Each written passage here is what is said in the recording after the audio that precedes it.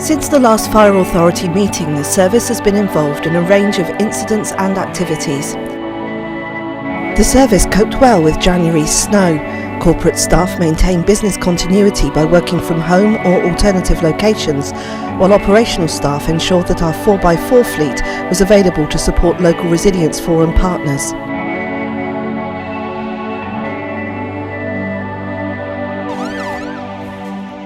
This unoccupied house in London Road, Chippenham, was severely damaged by fire on the 16th of January.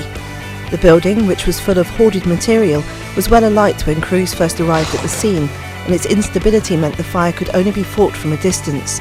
As a result, it took over 24 hours for the blaze to be fully extinguished. Crews had the additional challenge of below freezing temperatures, which led to the road and pavements being exceptionally icy. 3 lorries were destroyed when fire swept through a warehouse belonging to Froome Scaffolding on the 27th of January.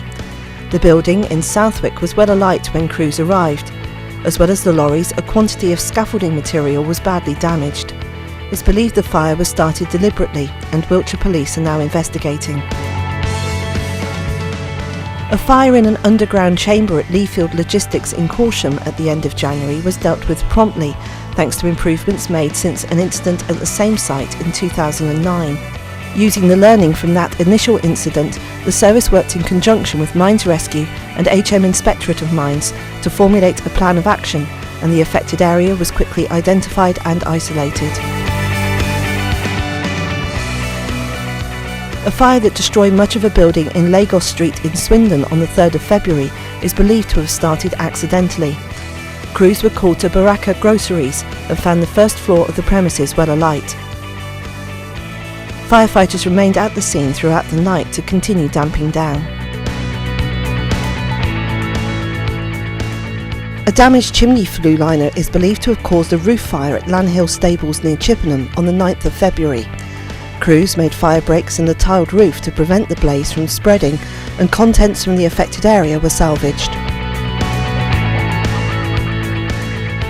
A crew from Chippenham, an animal rescue team from Stratton, and Rural Safety Officer Tom Broden were called to West Kington Wick on the 29th of January to help a horse that was on its side in its stable.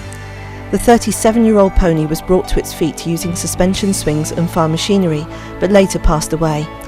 Her owner has since been in touch to thank all concerned for giving her a real chance of survival.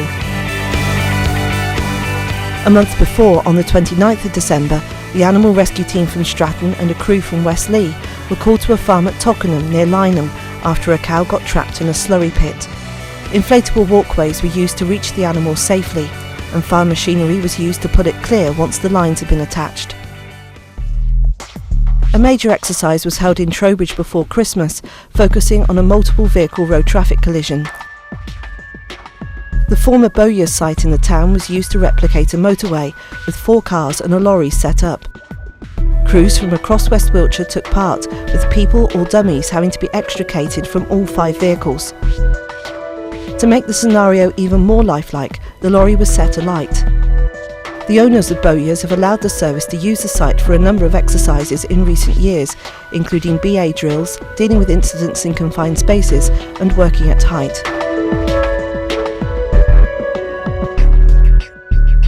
Students on the Uniformed Public Services course at Swindon College acted as casualties for a mass decontamination exercise held in January.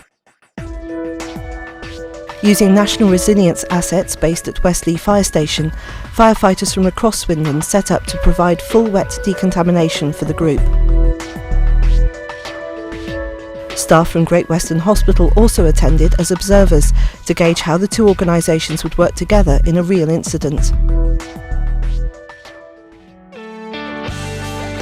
For the 2nd year running, Trowbridge Fire Station hosted a Christmas Day lunch for people who might have otherwise been on their own.